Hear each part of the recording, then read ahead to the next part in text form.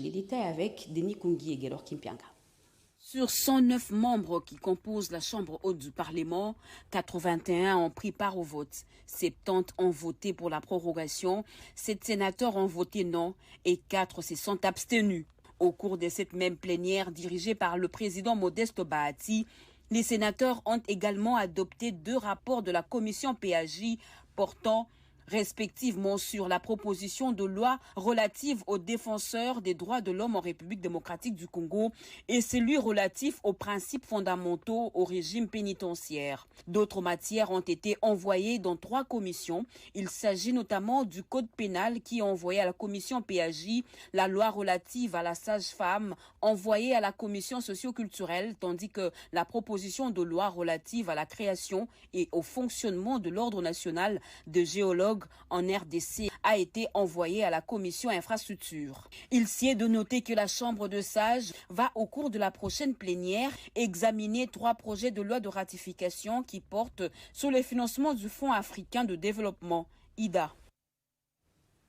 Un mystère entoure les agents de la police commis à la sécurité de l'entreprise SMB appartenant au député national Mwanga Chouchou.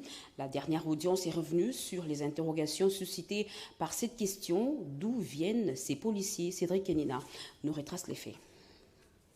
Le fond dans le procès opposant le ministère public au député national Edouard Mwanga Chouchou se poursuit normalement à la prison militaire de Ndolo. La dernière audience a un peu plus déblayé les terrains. La haute cour militaire a autorisé la comparution de quelques officiers de la police nationale du Nord Kivu, parmi lesquels le commissaire divisionnaire Vital Awashango et le commissaire divisionnaire adjoint François-Xavier Abang Vang Hang. Ces derniers devront éclairer les juges sur la véritable identité des policiers commis à la garde de la société minière SMB appartenant à Edouard Mwanga Chouchou, situé à Massissi dans le Nord Kivu. Les juges de la haute cour militaire ont, au cours de la même audience, interrogé les prévenus Mwanga Chouchou sur l'arme à feu dont il était porteur. Ces derniers n'ont pas pu produire une autorisation du port de cette arme. Il n'a présenté qu'une attestation d'enregistrement signée par le ministère de l'Intérieur. Pour le ministère public, il se pose un problème car l'arme que détenait Mwanga Chouchou n'est pas une arme d'autodéfense, mais une arme de guerre dont l'autorisation ne peut être donnée que par le président de la République. Par ailleurs, le député national Edouard Mwanga Chouchou est poursuivi pour détention illégale d'armes et munitions de guerre, participation à un mouvement insurrectionnel et espionnage. Plus de 2 millions de bleus blancs de 6e primaire sur l'ensemble du territoire national étaient ce 1er juin face aux épreuves de fin de cycle. Sur l'ensemble du pays, 2 écoles de la commune de Matete sont tombées victimes des non-applications de ces mesures émanant du ministère de l'enseignement primaire, secondaire et technique. Il s'agit du complexe scolaire Lukeni et l'école primaire CPK. Ces dispositions sont prises par le ministère des tutelles en vue de lutter contre les antivaleurs en milieu scolaire. Le ministre provincial de l'Éducation a annoncé le retrait de l'agrément pour l'école privée et les sanctions exemplaires à l'école publique lors de sa descente dans différents centres de l'examen. Comme vous le savez, l'examen de fin de cycle d'études primaires est gratuit. Et la participation est gratuite parce que la volonté du chef de l'État, qui est matérialisée par son Excellence le ministre national, veut que les enfants puissent étudier gratuitement. L'organisation est bonne, mais nous avons aussi réussi à dénicher quelques responsables d'antivaleurs, donc les chefs d'établissement, qui ont demandé de l'argent aux enfants, alors que le test est gratuit. Par exemple, à l'EP3 Bateke, les directeurs d'une école publique s'est permis de demander 15 000 francs aux enfants. 15 000 francs répartis comme suite, 5 000 francs en frais de macarons, alors que le macaron a été remis gratuitement, et 10 000 francs comme frais des inspecteurs, alors que les inspecteurs ne connaissent rien. Nous avons également identifié l'école primaire Lukeni, où carrément le chef d'établissement a demandé 10 $ aux enfants, plus 1 000 francs pour participer à l'examen, ce qui est gratuit. Alors que son Excellence Tony Maba ne cesse de répéter que la gratuité au niveau du primaire est irréversible et non négociable. Il n'y a rien à négocier au primaire, c'est la gratuité totale. Signalons que la ville de Kinshasa présente 212 157 élèves candidats du 1er au 2 juin 2023. Parmi les questions qu'on a posées, il y a aussi une question qu'on m'avait posée. La couleur jaune signifie quoi dans le drapeau? C'était la richesse du pays. Ce que je m'a dit, c'est un système était vraiment facile. Avant j'avais peur, j'ai tremblé, mais quand j'ai fait mes systèmes, j'ai dit que je vais réussir. On a posé une question qui était, même un bébé qui peut répondre, la capitale de la RDC, Kinshasa. J'avais beaucoup de panique, donc quand je suis venue, j'ai vu que c'est facile. Le pape fait ses affaires dans quelle église? J'ai écrit catholique romaine. 7 provinces éducationnelles passeront cette épreuve du 12 au 13 juin. Ce report est dû de l'arrivée tardive de maths des items. Dans le Grand Katanga, quelques enseignants enfreignent la loi sur la gratuité de l'enseignement. Ils perçoivent $10 par élève chaque mois à Lubumbashi. Ici, 3 enseignants ont été suspendus. Alain Bikaï. Des antivalaires dans certaines écoles conventionnées catholiques qui continuent à percevoir les frais prohibés par le ministère de l'EPST, les chargés de mission du chef de l'État dans l'espace Grand Katanga, Michel Kabouimamba, a effectué une visite surprise dans certaines écoles concernées par la gratuité de l'enseignement dans la ville de Lubumbashi. Nous, les catholiques, on a toujours été pour les vulnérables. Nous sommes appelés pour faire ça. Et s'il arrivait que nous ne voulons plus ça, on s'est dit, nous avons quitté Dieu.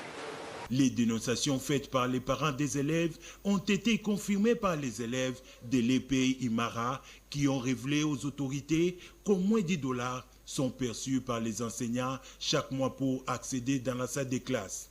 Qui a déjà payé? Il n'y a que lui seul. Combien? 22 000. Tu as payé 22 000 quand? Aujourd'hui. Très déçus par les actes qui tendent à violer l'article 43 de la Constitution qui consacre la gratuité de l'enseignement de base et à saboter les efforts du chef de l'État pour la réussite de l'effectivité de la gratuité de l'enseignement de base, les représentants de Félix-Antoine Tshisekedi Tshilombo a condamné avec la dernière énergie ces actes civiques. Nous avons demandé et suggéré que ces enseignants soient suspendus et nous avons mis en garde à la direction pour que si nous trouvons encore dans une classe, là où on peut percevoir même un 10 francs, soi-disant appui aux enseignants, qui seront sévèrement sanctionnés. Signalons que dans d'autres écoles visitées, les instructions du ministère de tutelle sont respectées à la lettre. Et désormais, quelques agents publics de l'État sera protégés dès son recrutement contre les différents risques professionnels et deviendra souscripteur de la Caisse nationale de sécurité sociale des agents publics de l'État, CNSAP. La cérémonie de lancement de cette nouvelle branche a été présidée par le vice-premier ministre en charge de la fonction publique, Jean-Pierre Liaou, Nadine Kiloso et Cédric Enina Mokemaluma. C'est donc fini l'époque où l'agent public de l'État ne disposait pas d'un dispositif efficace de protection et sécurité sociale. Désormais, chaque agent public de l'État sera protégé dès son recrutement contre les différents risques inhérents à sa qualité d'agent de carrière qu'à la nature de prestations auxquelles il est appelé. Cela grâce à la branche des risques professionnels et de l'action sociale et sanitaire de la Caisse nationale de sécurité sociale des agents publics de l'État CNSAP, dont le lancement des activités a été effectué le mercredi 31 mai 2023 par le vice-premier ministre en charge de la fonction publique, Jean-Pierre Liaou. Il est en effet temps que l'État rende l'ascenseur à tous ses compatriotes qui, rendant de bons et loyaux services à la nation, étaient jusque-là abandonnés, livrés à leur triste sort dès qu'ils tombaient malades ou étaient victimes d'accidents dans l'exercice de leurs fonctions. Une injustice, une absurdité qu'il faudra désormais conjuguer au passé. C'est aussi cela, la République solidaire, égale et équitable, voulue par son Excellence, Monsieur le Président de la République. J'émets donc le vœu que cette nouvelle branche qui matérialise l'extension de la couverture sociale à un plus grand nombre prenne son bon envol et rencontre les succès inédits auxquels elle est destinée. Cette branche de la SENSAP a l'accueil actif du secteur public, mais aussi la prise en charge sociale et sanitaire des retraités. La SENSAP fait absolument tout ce qui est en son pouvoir en cherchant ce qu'il y a de mieux dans la prise en charge optimale des aînés, c'est-à-dire des passifs, au regard des loyaux services qu'ils ont eu à rendre à la nation. C'est notre manière à nous d'emboîter le pas à la politique de cœur, chère à son Excellence, Monsieur le Président de la République. La nouvelle branche des risques professionnels de la SENSAP, lancée par le VPM Jean-Pierre Liaou, n'a exclusivement que l'État comme cotisant. Tout est pris en charge par l'État et l'agent n'est appelé à fournir aucune cotisation. Nous manquons de mots pour dire merci au chef de l'État. Nous manquons de mains pour applaudir le vice-premier ministre, ministre de la fonction publique, qui oriente toute son attention vers les conditions de travail du fonctionnaire. Mettant en action la vision du chef de l'État Félix-Antoine Tshisekedi Tshilombo sous la supervision du Premier ministre, le VPM a clairement démontré que le vœu du gouvernement est de réparer les dommages corporels subis par les employés du secteur public au-delà de la prévention. Les experts juristes de la CENI et les hauts magistrats des différents cours et tribunaux renforcent leur capacité en gestion de contentieux électoral. Les travaux ont débuté mercredi dernier à Béatrice Hôtel et c'est le deuxième vice-président de la CENI, Didier Manara, qui a lancé ses assises de 3 jours. Tétis Samba et Jiresto Fungi. Commission électorale nationale indépendante et les hauts magistrats de différents cours et tribunaux de la République démocratique du Congo sont en atelier de formation depuis le mercredi 31 mai 2023. Pendant 3 jours, les participants vont se pencher sur la gestion des contentieux électoraux et les leçons apprises.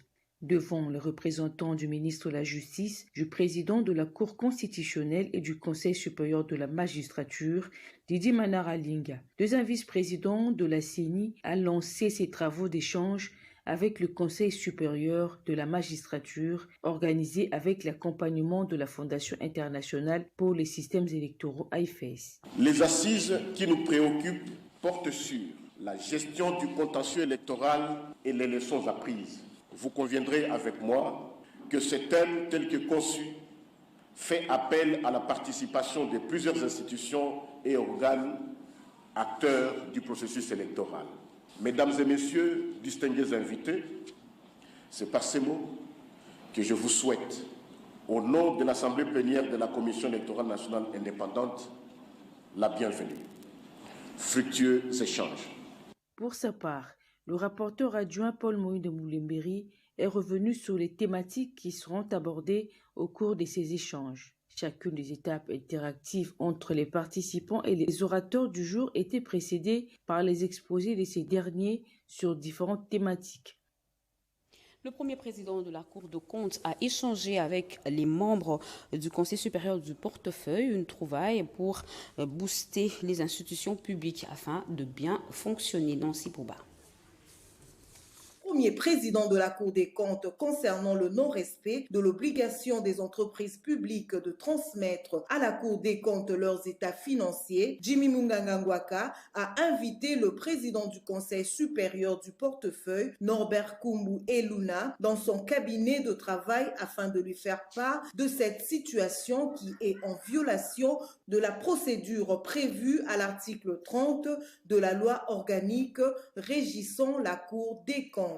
Lors de mon allocution à l'occasion de la rentrée judiciaire, j'avais souligné que nos entreprises publiques étaient des canards boiteux. Depuis que nous sommes là, aucune entreprise publique n'a déjà transmis ses états financiers à la Cour des comptes. Pourtant, si la Cour des comptes doit exercer le contrôle sur les entreprises publiques, le contrôle doit partir d'abord de ces états financiers-là. Parce que ce sont ces états financiers-là qui donnent la photographie, n'est-ce pas, de la gestion des entreprises publiques. Après avoir reçu un exemplaire du journal officiel contenant la loi organique de la Cour des comptes des mains du premier président, le président du Conseil supérieur du portefeuille s'est exprimé. Nous avons reçu ces documents très précieux qui nous permettent de mieux asseoir notre connaissance de cette grande institution qu'est la Cour des comptes, son rôle, ses mécanismes, son organisation et surtout de l'intérêt pour nous de pouvoir collaborer avec votre organisme. Vous pouvez compter sur nous. Le président du Conseil supérieur du portefeuille, organe technique en matière de contrôle et d'assistance des entreprises de l'État, s'est donné le devoir de sensibiliser les animateurs des dites entreprises. Les directeurs généraux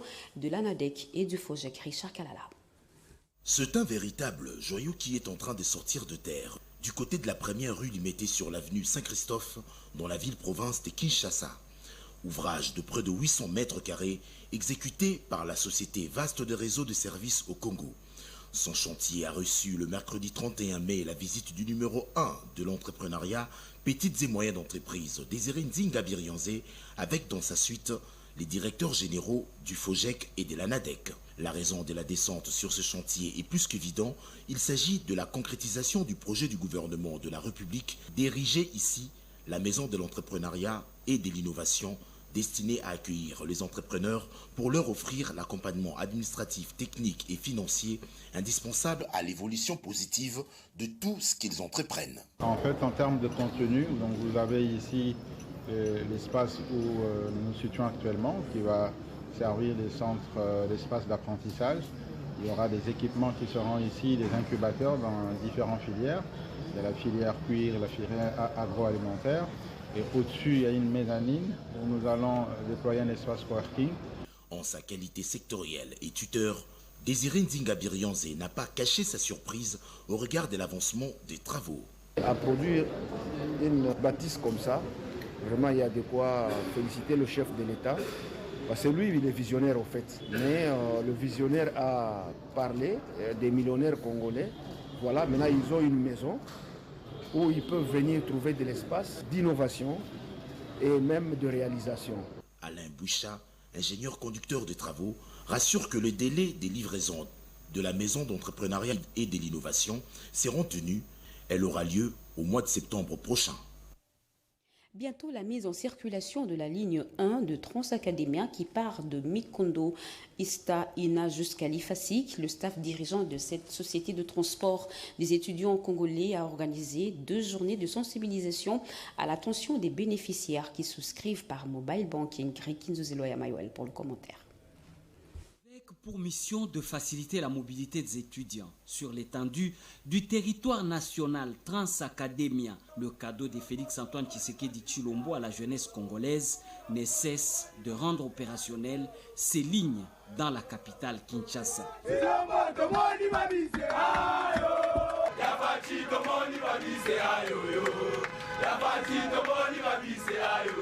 Après la mise en circulation de ces bus en février dernier, la phase pilote qui concerne 14 universités et instituts supérieurs est à l'étape de la ligne 1, Mikondo, Ista, Ina, Ifasik, prévue ce lundi 5 juin 2023 de 5h du matin à 21h du soir.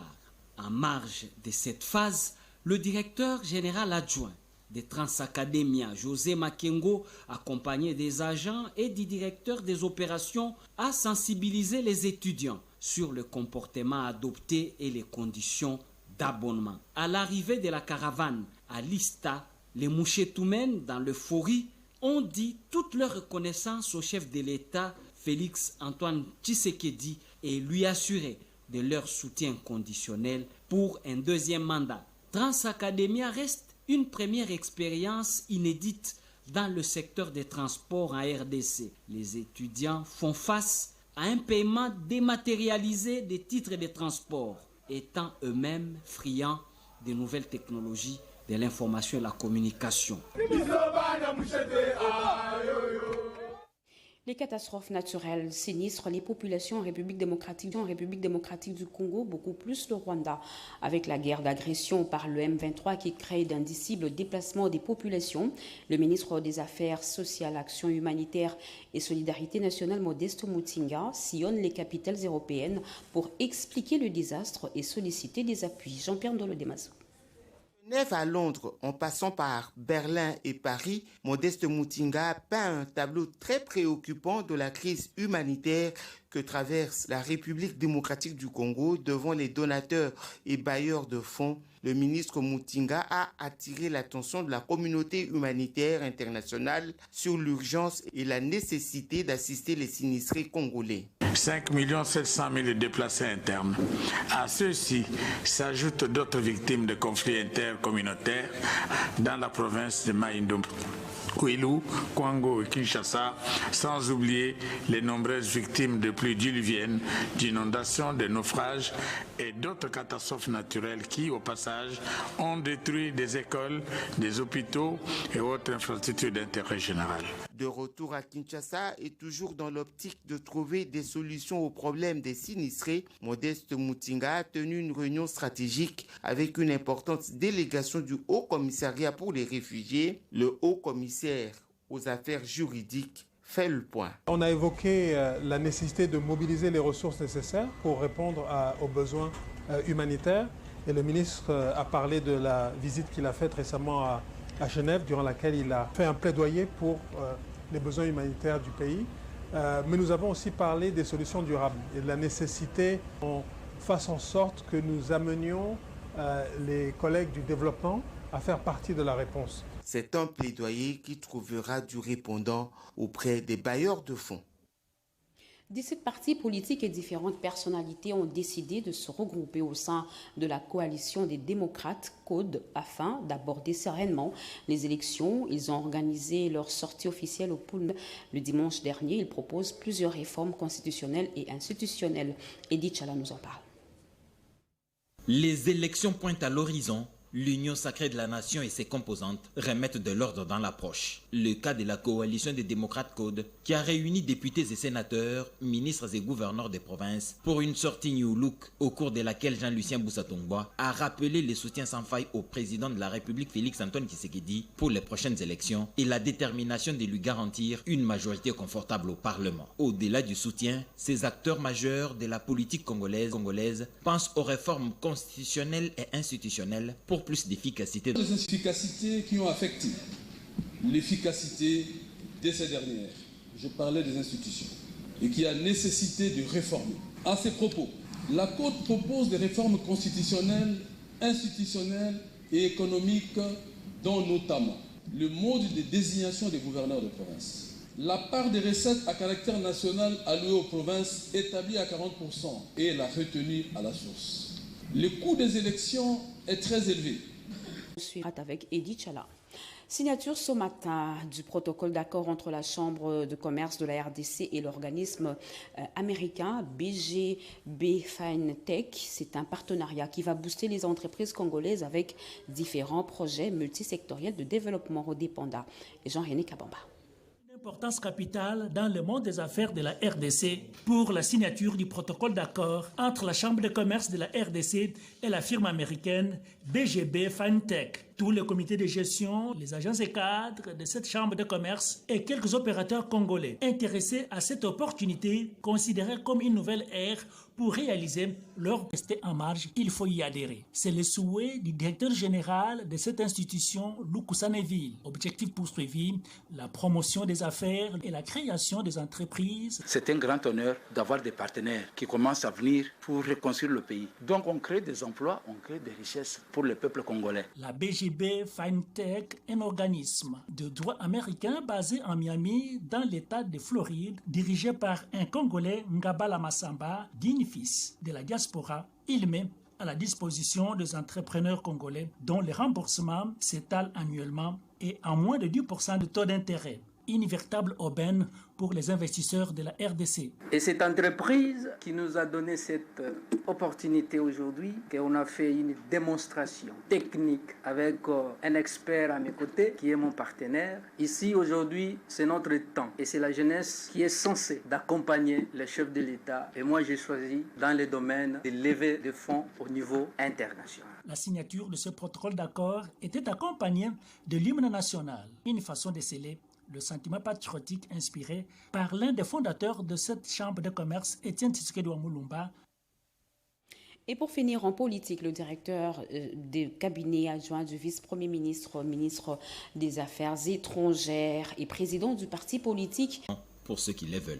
Déjà, la gratuité de l'enseignement acquise est le fondement d'un futur assumé par une jeunesse consciente, a-t-il rappelé. L'autorité morale de l'Échema a mis l'accent sur la nécessité d'avoir la majorité au Parlement et dans toutes les autres assemblées délibérantes afin que la vision du président de la République soit mise en œuvre à tous les niveaux.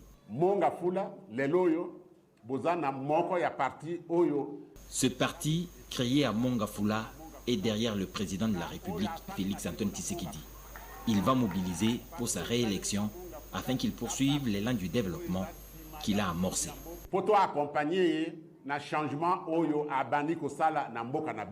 Ce discours valait la peine avant le cérémonial de prise de fonction par les membres du comité sectionnaire de l'Eshema, Mongafula. Ils ont porté les emblèmes du parti et travailleront désormais pour le triomphe de l'Union sacrée de la nation. Et cette ordonnance numéro 23/069 du 1er juin 2023 portant prorogation de l'état de siège sur une partie du territoire de la République démocratique du Congo pour une durée de 15 jours prenant cours le 1er juin 2023. C'est par cette note que nous bouclons complètement ce journal, mesdames et messieurs. Merci de l'avoir suivi. Merci à vous qui nous suivez à Bafoussende, dans la province de la Tchopo. Vous êtes sur la RTNC. L'actualité continue sur nos antennes. Retrouvez à 23h Gaëtan Magalano. Moi, je vous reviens demain à 20h avec le même plaisir. Au revoir et à demain.